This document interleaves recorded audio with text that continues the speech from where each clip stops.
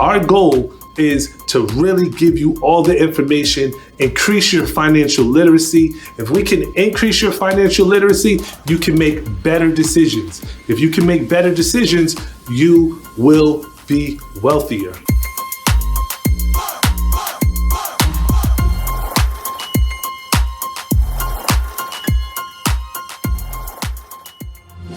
Code Keepers, welcome to my documentary mixtape, a documentary mixtape that's focused on making intentional generational change. This is episode 1, You Will Be Wealthier.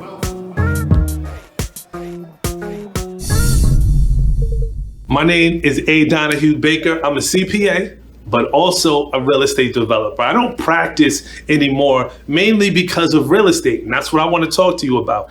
And I want to give you the 6-step process that I use to scale, right? The 6-step process that I use to become a multimillionaire and go from owning a duplex to owning over 500 units. And that's what I own today, over 500 units. But enough about me. I want to do a deep dive into why you're listening to this presentation.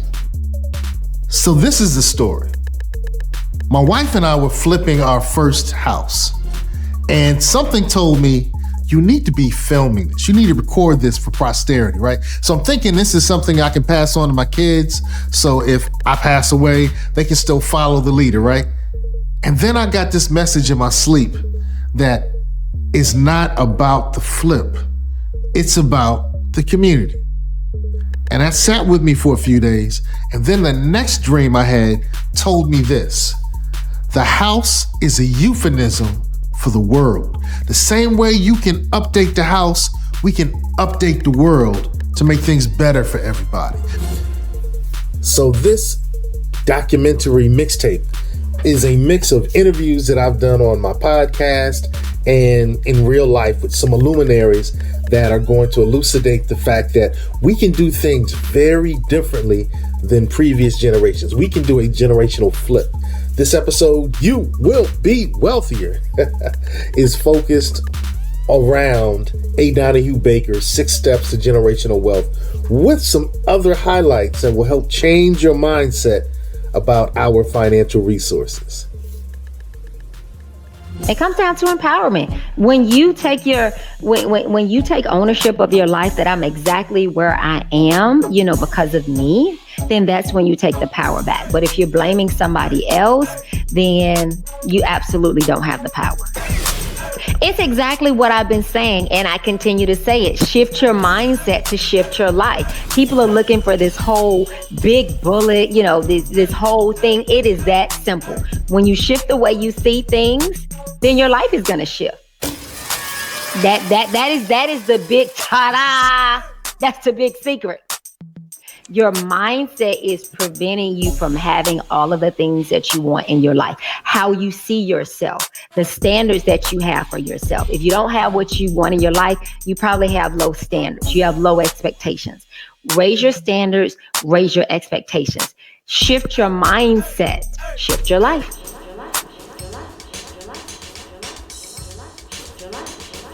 Our mind state needs to change. A lot of people say that they're broke, but obviously we're not physically broken. Broke is a mind state. And the reality is money can't fix that. Broke is a mind state. So the words we say, because they're literally spells, need to change. Instead of saying broke, maybe insolvent, because we have money, just not enough for particular reasons. In addition to that, some changes that need to take place are how we look at money. Money is a tool for what you want. Money is not what you want. You don't want money. You want cars, food, clothes. Money is a tool to get those things. That means there's no point to saving money. You don't save a tool. You use a tool. You don't save a tool.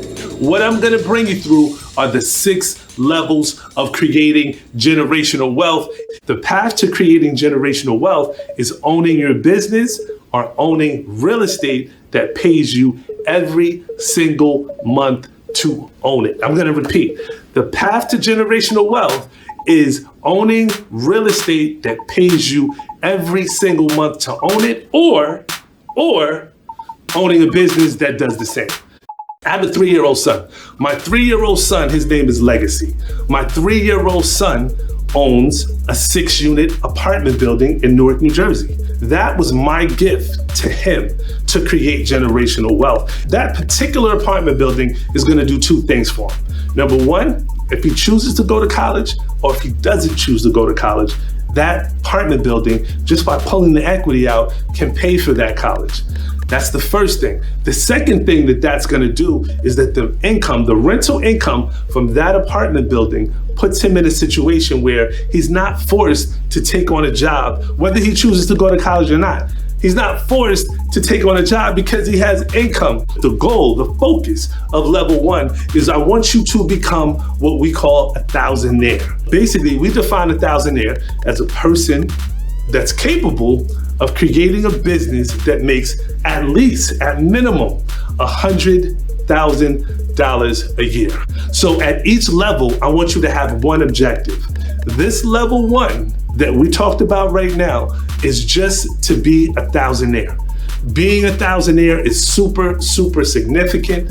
It allows you to not live paycheck to paycheck, but it also gives you the disposable income to go after the type of properties that are gonna bring generational wealth to you and your family. I would like to start off by first giving honor to God and the great Hampton University. The real H.U. is here now. Alrighty. So, to kick things off, I would love for everyone to raise their hand if they would like to die broke.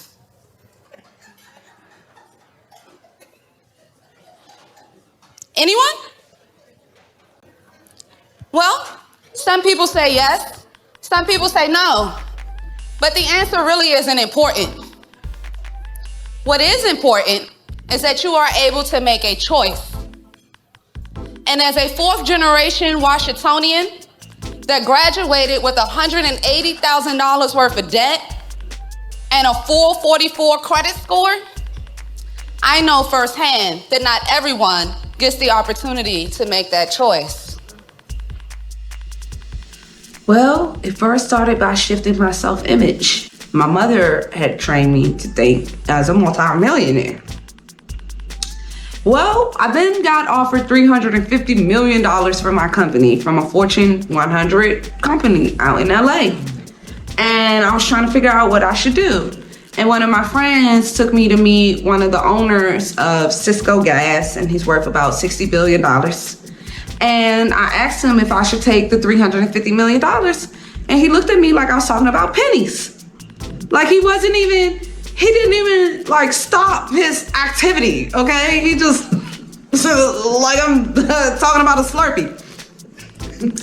And then he said, Angel, he literally didn't even entertain the conversation. Shift subjects. And he said, Angel, tell me what you really want to do. And I said, I want to build ports. And he said, now you got my attention. Ports make the world go round. And I said, I know. He said, ports is how money moves through the world. I said, I know. And he said, Angel, it takes the same amount of time to make $1 million as it does 100 million, as it does $1 billion. So why not focus on the billions? And I said, huh. He said, all this that you're doing to make $1 million, you could come up with something for you to make $1 billion, and it's gonna take you the same amount of time, and you'll have a much bigger payout. And I said, my God. So as I was coming off the mountain, I said, how can I be a billionaire? How can I make $1 billion? Not $1 million, not 25 million, not 100 million, not even 500 million. How can I make $1 billion in one shebang? And now I have my company lined up to sell for $5 billion in about 3 years, just by simply changing my thought process of what I needed to do. And the real key is It is a lie that you need to keep your head down, keep working hard, and somebody will come tap you on your shoulder. It is a lie that you need to take one step at a time. It is a lie that you need to climb the ladder and make sure that your ladder is leaned up against the right building. All of that is a fallacy, because that is not how power and real money moves.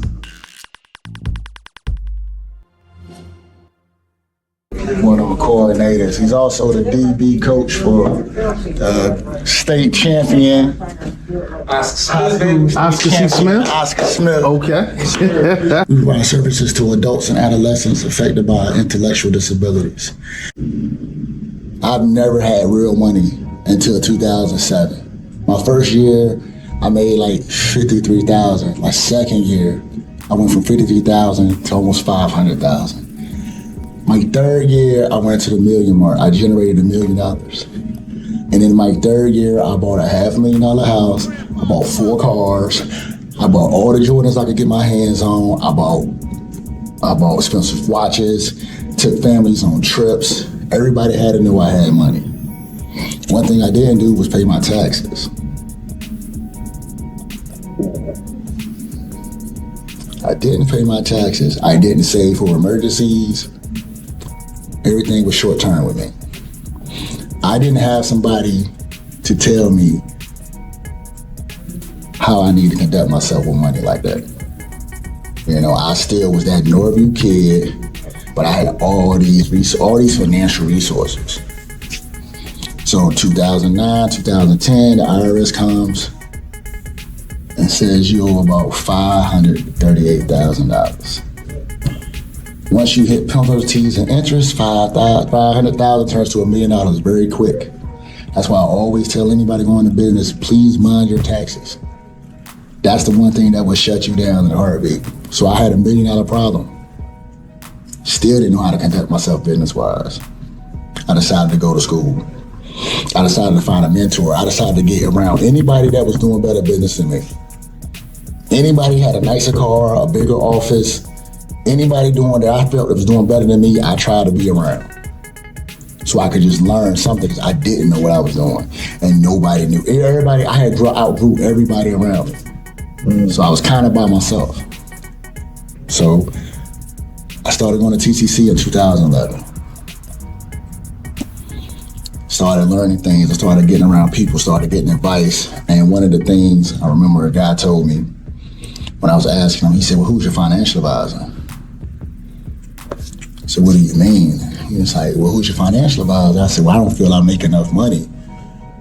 And he was like, if you could save $100 a week, you need a financial advisor. And that kind of resonated with me, because a lot of us feel that we don't make enough money to have a financial advisor. The goal is not to have a bunch of money. The goal is to get a bunch of money. So what you do is you take your little bit of money, you put it in the vehicle, so it'll multiply on its own. So that little money turns to a lot of money. You already got a lot of money, what you need financial advice for. You already got a lot of money.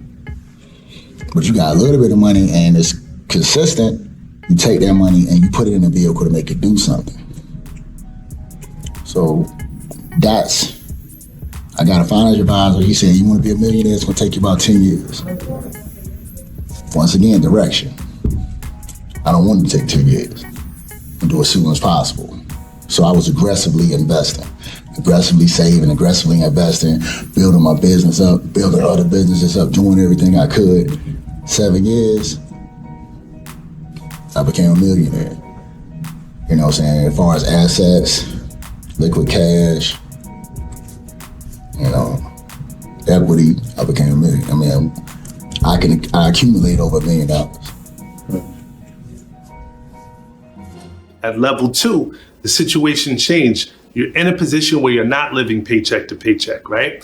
But now, really the magic happens. We talked about my first purchase, that duplex in Atlanta, Georgia. Well, yes, I want you to live the rent-free lifestyle. At each level, there's one objective. At level 1, it was just to not live paycheck to paycheck and try to be a thousandaire, right? There's a number of different businesses that you can have to make you a thousandaire. You can even wholesale to a thousandaire level.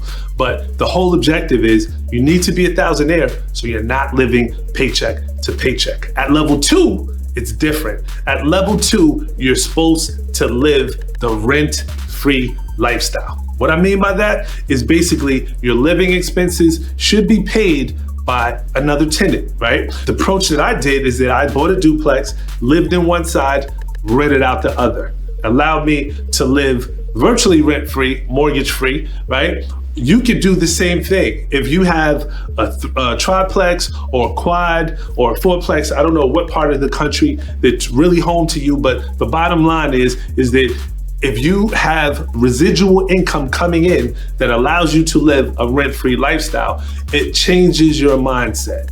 It's an incredibly, incredibly empowering experience, and you should have it. And if you're able to do it, if you're able to do just what I said, live in one side, rent out the other, and have this extra rental income that comes into your family, you will be living better than 70% of all Americans. Every single level, and we're on level 2 right now, just have one objective, one goal. If you focus on one thing at a time, you'll get there much better. Trust me on that. The consequences of decisions made generations ago, we're still dealing with those consequences today. Look at the wealth gap that we see in our country today. Most African Americans didn't have access to government-sponsored loans to buy those homes in the suburbs back in the, at the end of World War II. And so they were not able to purchase those homes, which have appreciated to be valued at hundreds of thousands of dollars today and have created generational wealth in white communities, but none in the Black community, because the Black community, for the most part, had to go and rent in the inner city. And you get people who don't know this history and they say, well, why are those people over in the inner city? Why don't you just do something? Right. Well, you're looking at what, but you're not looking at why. The housing project that I grew up in, Wickham Court, was an example of government-sponsored segregation, warehousing Black people into an area. And it was done all over Richmond. It was done all over in many places around the US. And so you're seeing the consequences of that today, and people, they look at what's going on in the inner city today and they complain, well, why don't those cities just get it together? Why don't those Black people in those cities just get it together? Well, you got to look at why it happened. This just didn't happen by accident. This took place over generations, and because of policy, because of redlining, and a whole host of things that created what we see today. At level 3, the fun happens. The magic happens at level 3, right? So level 3, we're gonna do some really incredible things. Most people never get to the level 3, so pay attention closely. We wanna do one thing. We wanna have really good personal credit. We wanna bring your personal credit score to 720. When you get to 720, we wanna lock it, right? Why is that important? We don't wanna use our personal credit because wealth in this country is about debt. Right? The whole thing about debt is you want to tackle debt safely. So what we do on level 3 is we lock our personal credit and we begin to live exclusively through our business. Yes, that means you will have to set up an LLC, S Corp, C Corp, whatever. It's just a separate legal entity. It can be an LLP, it can be a nonprofit even. The bottom line is you want to have a separate legal entity, separate from your own personal credit profile, so that you can go out and scale and get millions of dollars in debt. But that's later, right? On level 3, all you want to focus on is separating your personal credit score or your personal credit from your business. Go out, name a business, set up a separate legal entity, LLC, and then once that separation is done, the magic really happens at this level because we want to live exclusively through our business. Everything you do should be a tax write-off. What do I mean by that? Well, I'm a CPA. One of the things that I want you to do is understand that when you live through your business, whether you buy food, whether you travel, whether you're on the phone, the gas mileage, everything you do becomes a tax write-off. And in our country, real estate developers, or real estate owners, I should say, and business owners are the two classes of individuals that benefit the most from the tax system. So you need to put yourself in a position to benefit from the tax system. I'm Greg Garrett. I started the real estate business when I was 19 years old, followed in my father and mother's footsteps. Where my father was a small developer, my mother really got in the real estate business and the real estate sales side of the business, and really was a pioneer as a female into residential real estate brokerage, residential real estate sales. Yeah, we Greg Garrett Realty started in the mid-'80s when I was 26 years old. I had become the #1 agent in our marketplace at 25 years old. And so the next step was, hey, open up my own company. I didn't have any idea what I was doing. And but in spite of somewhere around 1,000 to 2,000 stupid mistakes and failures, we continued stumbling forward and falling forward. And now it's about 150 people and 7 different companies.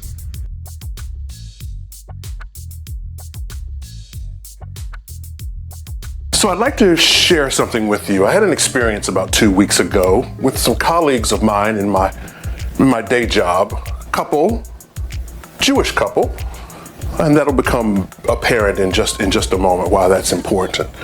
So they share with me things that happen in their culture, in their religion, if you will. The first we're going to call cup and saucer. Okay, the cup and saucer. The concept of the cup and saucer is simply this: that the individual and the individual family unit is responsible for filling their own cups. But not just to fill it to capacity, but to fill it to overflow, so that there is overflow into the saucer. And the saucer is actually what is used to serve others. The cup, in all of its contents and all of its volume, is designed for the individual family unit. But the saucer is there for others. And the concept of filling your cup is more than just about filling the cup. It is filling the cup so that there is overflow to fill the saucer. And that saucer is where you serve your community.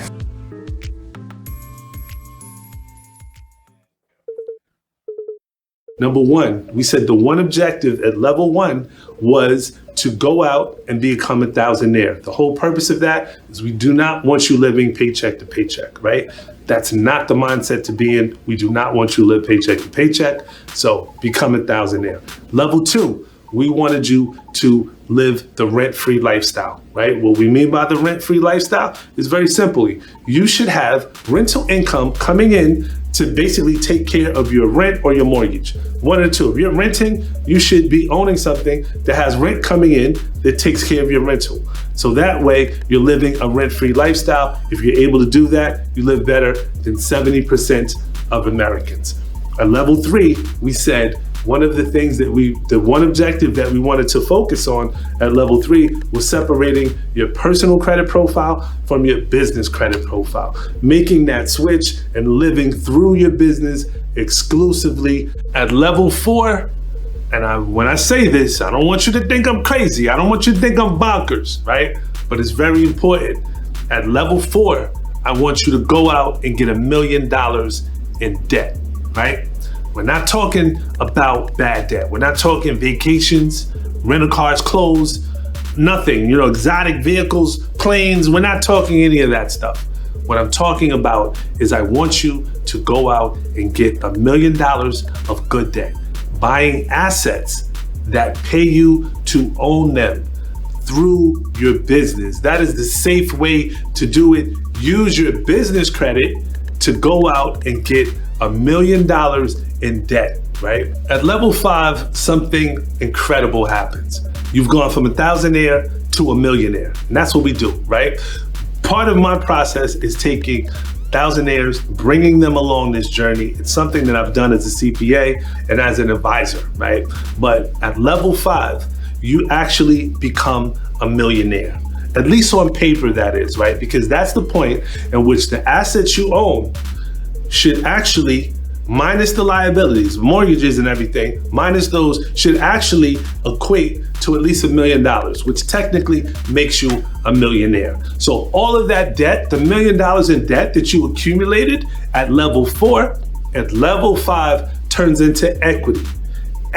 And we have a number of different ways to show you how to do that, either through forced appreciation or even over the course of time. So again, I'm Wesley Hawkins. I am the founder of the No Leader Project, which focuses on motivating, supporting, and uplifting the youth that are going through trauma and hardships throughout the city. So I was raised from true drug addict parents. My mother died from drug overdose. My father just got clean recently. I was a foster child. I've been homeless. I've been shot in my right side, my right shoulder, stabbed in my left side. I've been locked up before, and I was one of those kids that couldn't read, write, or count on a proficient grade level. I was 4 grade levels behind. The schools put me out. The system told me I was gonna be a failure, and people was like he was a bad child. But once I got the proper support, tutoring, mentoring, and help, now you're looking at a man that has graduated from college not only once, but 3 times. I got an associate's in criminal justice. I got my bachelor's degree in criminal justice and pre-law, and I got my master's degree in education from Trinity Washington University. So I graduated from 3 universities, but I was 4 grade levels behind. And they said Wesley Hawkins was a bad child. I couldn't read, write, or count, and the system gave up on me. I went from being homeless and living on the street to owning properties in Baltimore. I went from being the young man that they said was a problem child to now I have a mentorship program called the No Leader Project that helps other kids throughout the community. So I just like to put the message out there that no matter what you're going through today, no matter what you've gone through, and no matter what's going on in your past, you can be great. But you gotta put that hard work in. You can be successful, but you gotta put that hard work in. And I'm a living testimony of it. And I tell people all the time, if I can go from not being able to read, write, or count, and being 4 grade levels behind to graduate from college 3 times, and with honors, and being a part of the National Society of Honors, then you can do it too, right? If I can go from being a young man that they saying lock them up or put them on Adderall and different type of drugs and medication to calm them down, to now I help other kids, they can do it too. So my message is always to motivate, uplift, and inspire the next generation. My book is called Dear No Leader, The Evolution of an Addict Son. Why do I say the evolution of an addict son? Because if you've been homeless, I can relate because I've been there. If you lived on the street, if you've been shot, if you had drug addict parents, if you hustled and people gave up on you, if you couldn't read, write, or count, if you've gone through any type of trauma or traumatic incidents in your life and through your childhood, I can relate because I've been there. But I can also teach and show them and inspire them and motivate them and uplift them and say, look, even though I've been there, you can graduate from college. Even though I've been there, you can be a homeowner. Even though I've been there, you can start your own company and have your own business or work for the local government because I've achieved all of these things. So I just want to motivate, inspire, uplift any person that can hear my voice and let them know no matter what you're going through or what you have gone through, you can be great, you can be successful, but you got to believe in yourself and you got to put that hard work in. If you can make better decisions, you will be wealthier. You'll have more money. You'll be able to create wealth in a much better way. The goal of level 6, the objective is put your family in a position where you can pass wealth on. We must set up structures that allow us to pass wealth on. We talked about the great families that have done so before. We talked about why you may be the great patriarch or the great matriarch that does the same. So it's important that you understand the decisions that are in front of you when you actually become a millionaire. Once you have money, you have to do things to preserve it, to hold on to money. It's a whole nother level to wealth management. So you need to be familiar with certain structures. One of the key structures that we all should think about, and I know in the community we don't like to talk about life insurance, but the fact of the matter is, if you're talking about generational wealth, it's one of the key triggers or one of the key things that we all are going to face someday. It's better to plan for it. And I'll tell you what I do in my family. The oldest member of my family has a $2 million life insurance policy. So I don't want you to think that we're trying to kill off grandma or anything like that. No, but in our family, what we do is we basically have a value system. It basically says that the generation above, the generation below pays the premium for that. And it's $2 million. To be, it's a contribution. But when that older person passes away, the $2 million can pay for the premium of the next older generation, and then the cycle just continues. That's how you ensure that you have wealth in your family repeatedly. Very important, right? That's how the wealthy are able to guarantee that when they pass, wealth is transferred on, right? And you can get that wealth tax-free, right? That's through life insurance. You can find me on social media. Any questions that you may have, you can find me, A. Donahue Baker, on all platforms.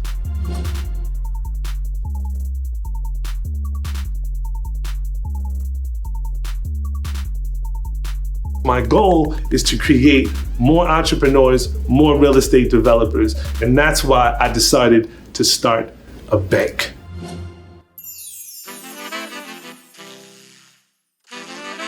This content is for you.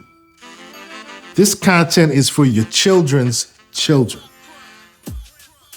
This content is for your grandma and them. This is Generational Flip, how we can make intentional generational change, how we can do things so differently and have such a greater impact than those who preceded us. Not because they were lazy or weak or lacking. They didn't have the opportunities that we have. So now that we have these opportunities, we have to run with the ball. We have to make the touchdowns. Generational Flip. That's it. We have to make the touchdowns. Okay.